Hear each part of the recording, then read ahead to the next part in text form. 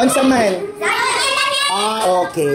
Noong unang panahon, sa lugar ng kalubian, ay may mag-asawang 2 aso.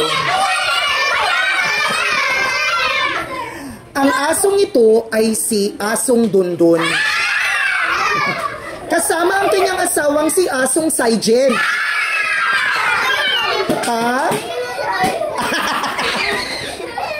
Sila ay mabait na mag-asawa. At palaging binabantayan nila ang kanilang lugar at mga amo. Hanggang isang araw, ay may nakasalubong silang baboy. Ang baboy nito ay si Baboy Yuki.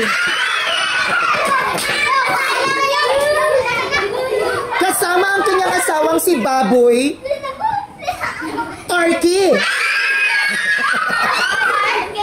Sabi nga, ano bang tingin sa baboy? Ano sa? Ano di ay? Naghahanap ang 2 baboy ng makakain. Uy, hanggang sa dumating at nakasalubong nila ang asong si Dondon. Oo. Sabi ng baboy na si Asong Dondon, wow!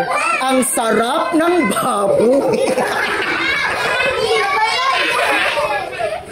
Hanggang sa nag-away ang baboy at ang aso. Nag-away sila.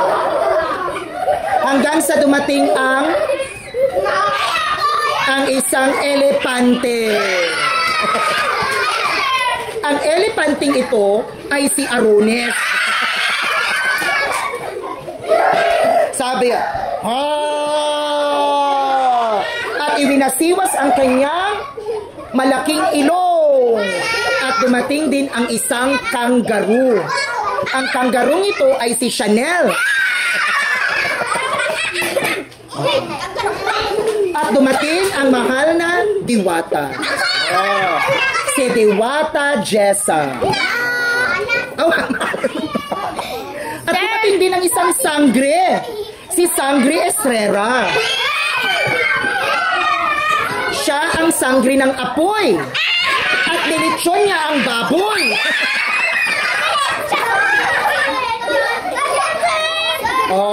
Dumating din ang sanggring si Jessa. Unsa ikaw tana ang sangre? Okay. Hala, nangalin mo naman sila kwent. Okay, ang wala sa ingkuranan.